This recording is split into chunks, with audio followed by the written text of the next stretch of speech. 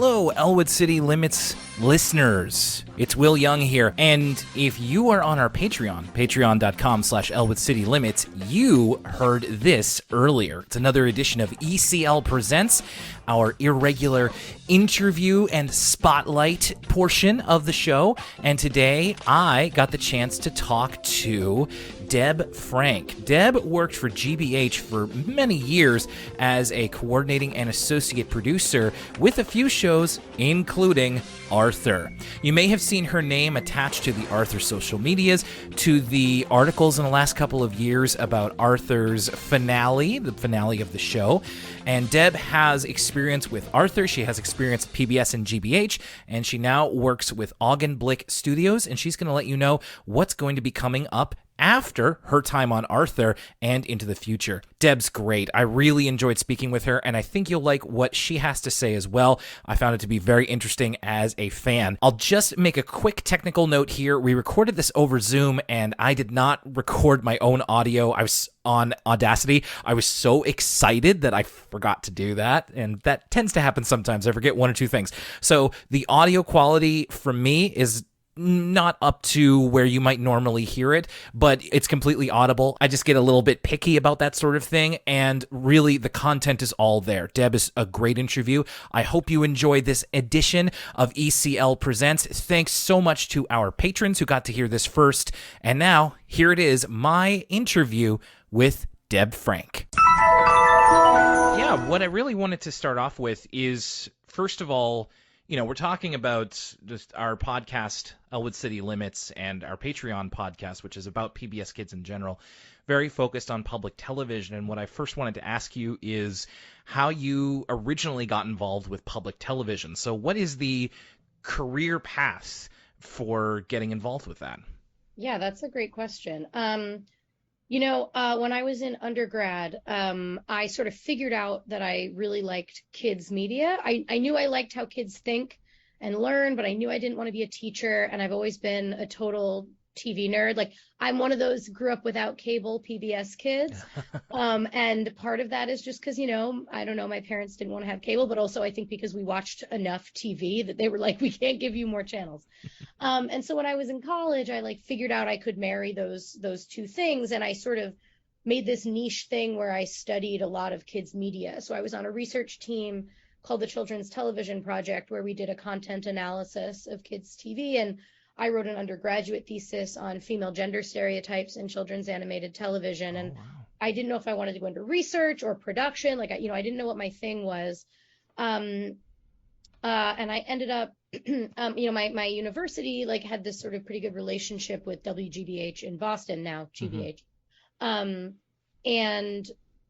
I think because it was so clear that I was interested in education and TV and not just cartoons. I think a lot of people get into this because they love cartoons, and I do love cartoons and I love animation, but I really entered this with a very clear, what can kids learn, and really what's missing from the landscape? What is there not enough of? What are kids not seeing enough of? That was really where I started.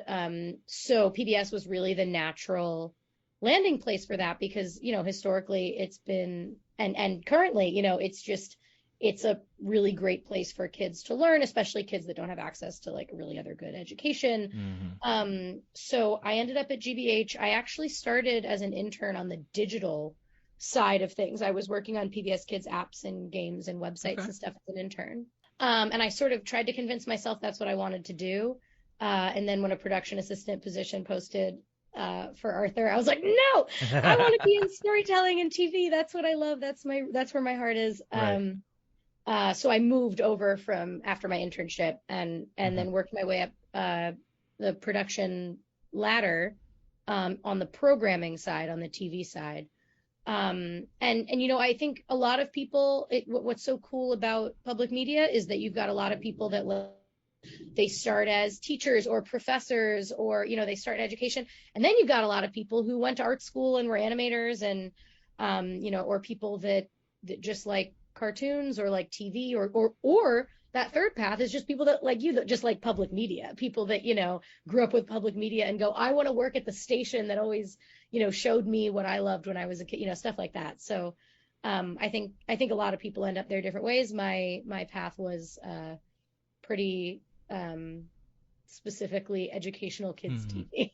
That's really interesting to kind of figure out where you came into it. I wanted to ask a supplemental question about that. In terms of the timeline of things, you mentioned your thesis in your university program about kind of where cartoons were at the time. Around what time would you have been writing that? Like, what was the cartoon landscape that you were looking at at that time?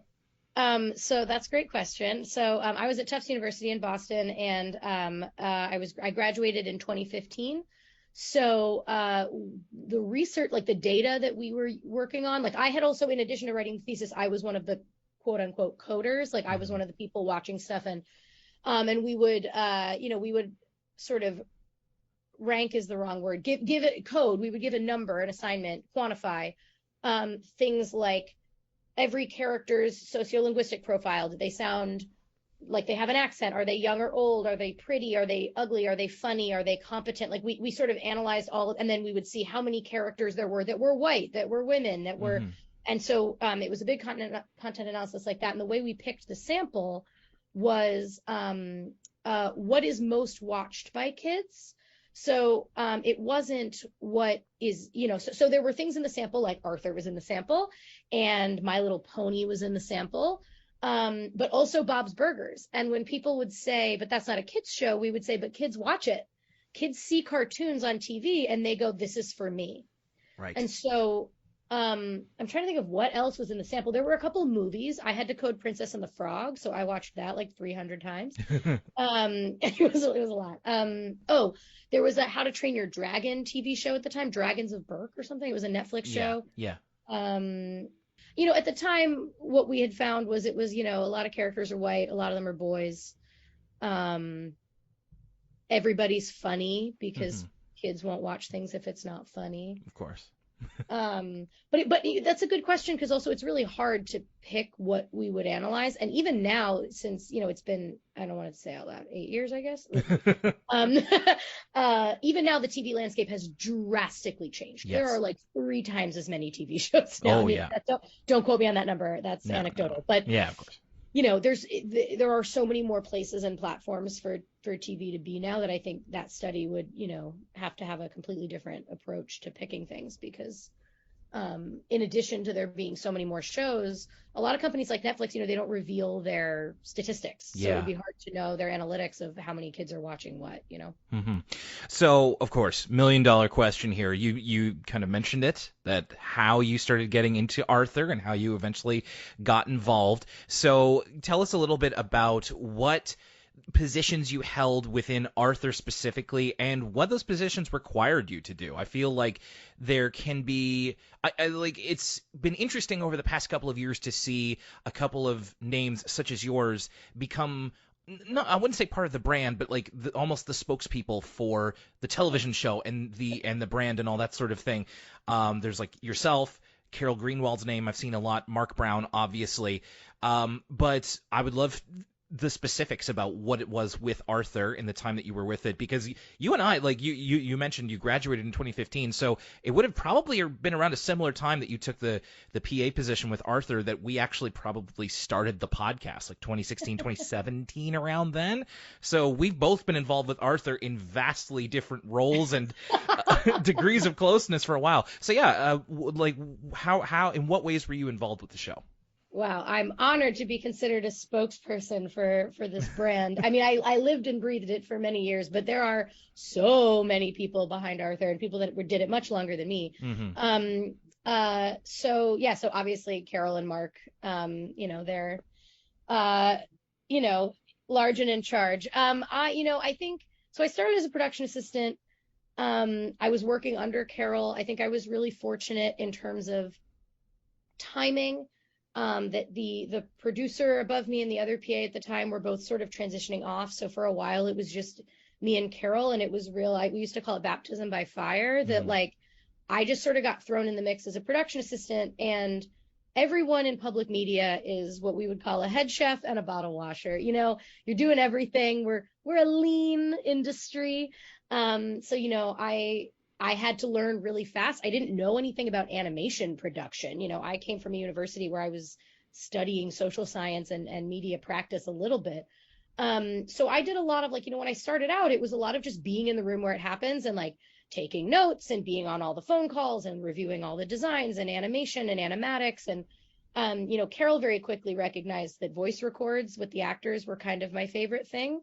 I come from theater. I'm an improviser. I'm a comedian. So the acting part was kind of my favorite. And she was like, oh, good. And so she would leave me in the room and do that and be like, I have other things to do. Deb can handle this. So that was something that very quickly became sort of the thing that I owned. Because I love the cast so much. I love them all so much. And I love working with them. And they're all so funny and so talented and so good at keeping these characters alive for so long.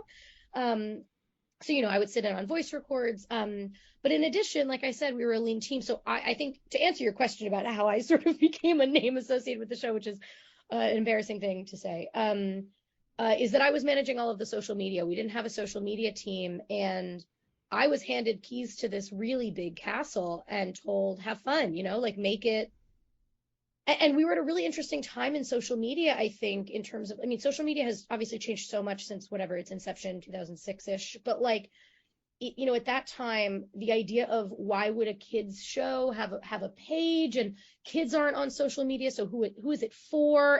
But Arthur has these nostalgia fans. And so I had this really fun playground on the internet where I got to be like, who am I speaking to? I'm speaking to educators. I'm speaking to caregivers and parents, but also fans that grew up with the show. And how do I walk this line of, talking about our new episodes and wanting people to watch them, but also being like, hey fans, we see what you're doing on the internet and we love it, some of it. And like, we love that you see this brand as something that you can still engage with in your 20s. So I think to answer that part of the question, I think managing all of the social media became how, like, I got, I guess, a little bit deeper into the brand. Also, you work on it long enough and you get this semi-encyclopedic knowledge. I can tell you production numbers of episodes. You just sort of, you dream in animation. And then, I worked up from being a PA. I did things like we would go film all the live action stuff with our live action producer and director, Jeff Adams. And so I would go on those shoots. What else did I do? I helped with all the promotion and rollout. It was really a bit of everything. And then, when you get to the end of a production cycle and you start the next one, I got to really take on a lot more responsibility. And, going to the writers' meetings was always fun, going and like sitting down and thinking about what stories we were going to tell. But I think something to know about the Arthur production is it is sort of half in the US, half in Canada. So pre-COVID, we were doing this like remote work thing that I think a lot of people got used to, where, in Boston, it was really in the office. It would be like me and eventually what my co-producer, Nicole Velez, joined, and Carol were the only ones sort of, and of course, all the production, the external promotional teams at GBH and all the other departments that contribute to the show. But in terms of the production team, it was the three of us in Boston.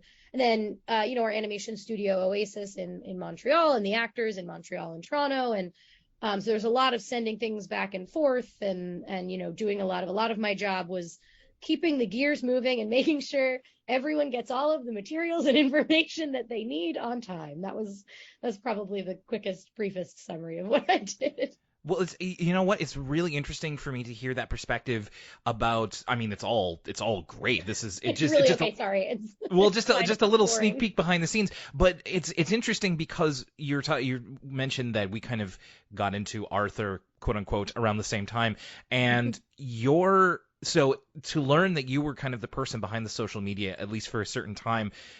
I want to take a second to affirm you because from the beginning, we were we have been trying to kind of chase the Arthur social media in terms of like, yes, you've probably seen a couple of updates on Friday, just like, oh, we mentioned you on Twitter that our new episodes come out. But really, it's what I really always and continue to like about Arthur's social media presence is how much it is tailored towards. It really manages to thread the needle, as you said, between all the different audiences who are there for Arthur content. One of the reasons why we started the podcast when we did was to capitalize on the Arthur memes that were booming in the mid 2010s, and then to see the Arthur social media, the official Arthur social media, not just be, there is an element of it that is explicitly for children, and I think it does that well, but there was also a part of it that's like, a little jokey, a little bone wink at the internet. Yeah, all that kind of thing. So really, I've been very impressed with the way that the Arthur social media and how it has continued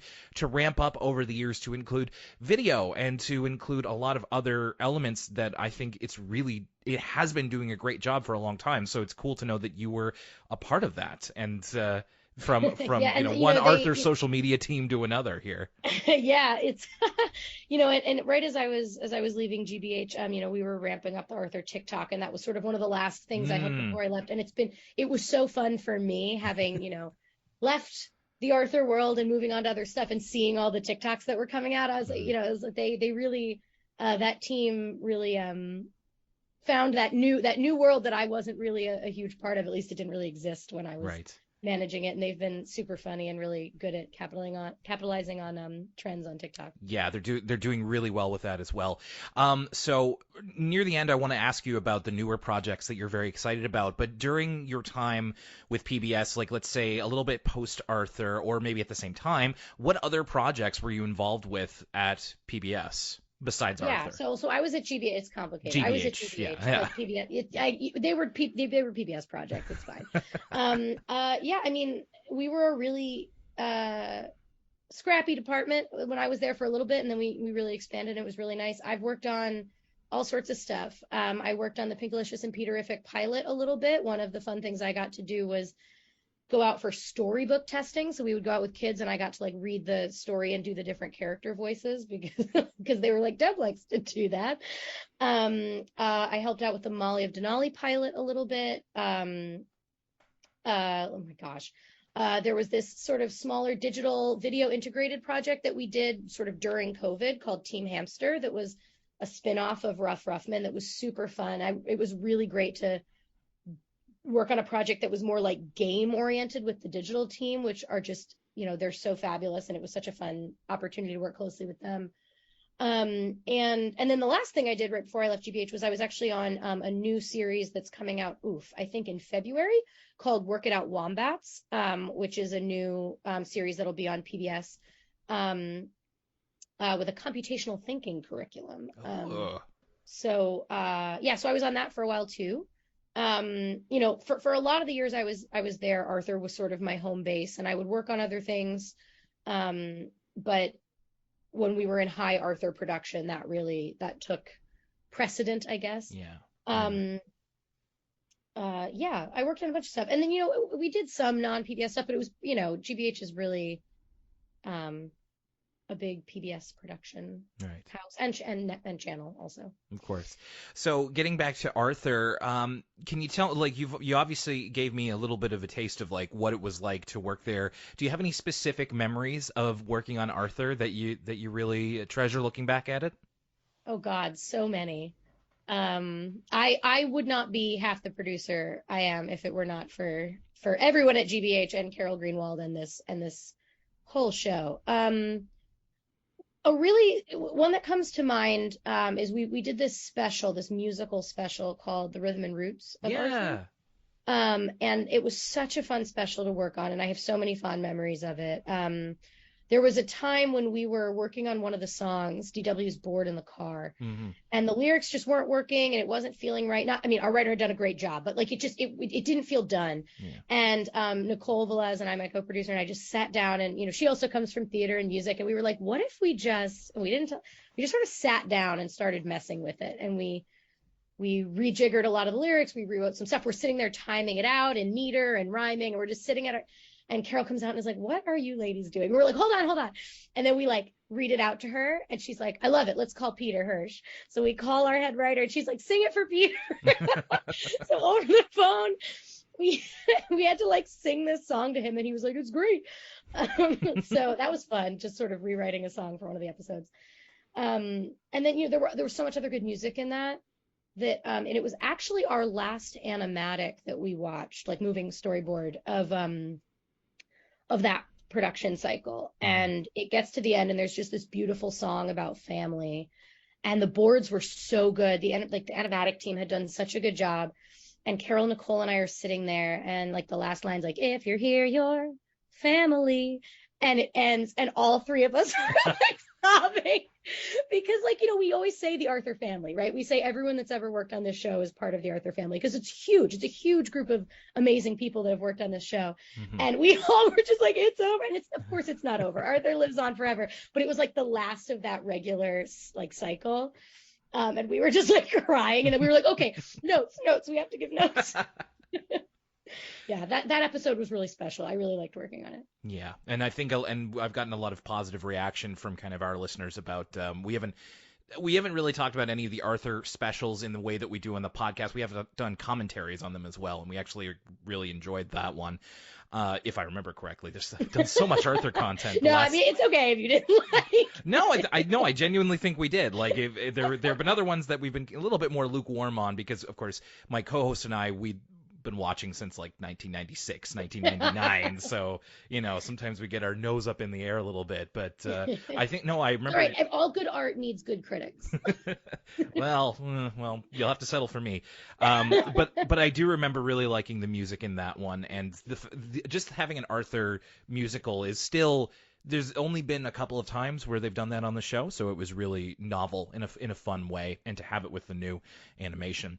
So the last kind of Arthur questions that I want to ask you about have to do with the end of Arthur. So or the end, I'm putting up quotations because it's not the end. No, it's not. Arthur lives on forever. And that's kind of what I was saying as well. Just like Arthur's ending is just like it's gonna be always here. Like don't worry about it.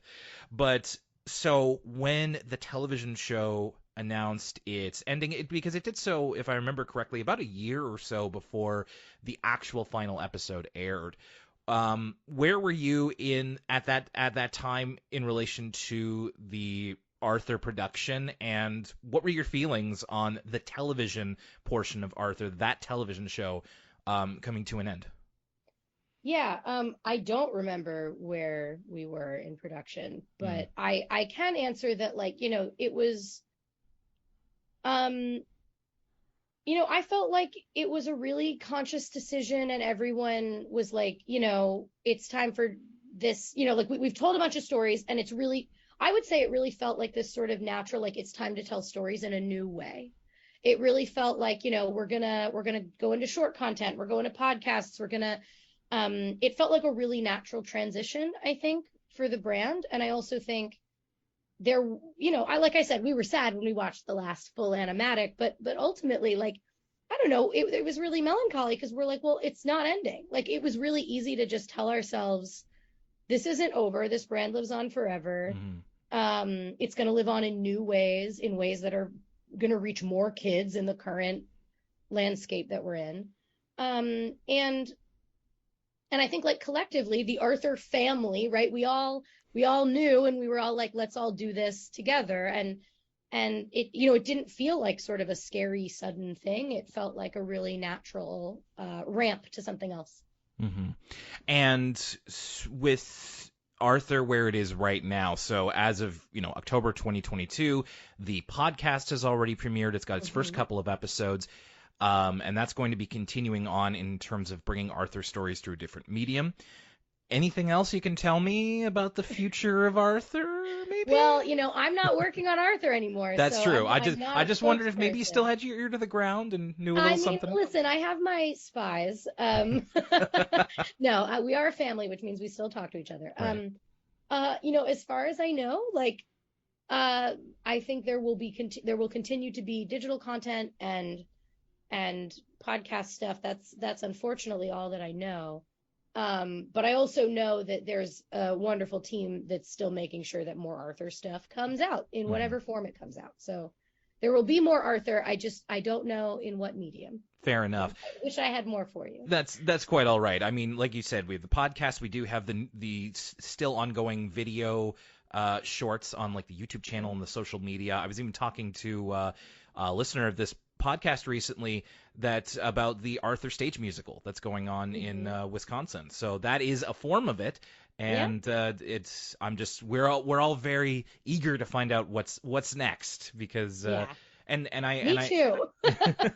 and I agree with you of just it never felt it. I'm really glad to hear the motivations of deciding to end the cartoon series, because to me it also felt like this is a good time to not end but continue on in a different way, and I'm glad to hear that was the intention behind it. Because as the Arthur guy in a lot of people's lives, it's just like, oh, it's like Arthur's ending forever, and it's like it really isn't, and it almost can't be. It's so big that it's just like it would never just be gone instantly. So exactly. I was really glad to hear that. All right, so you mentioned a PBS Kids show that is going to be coming out in February 2023.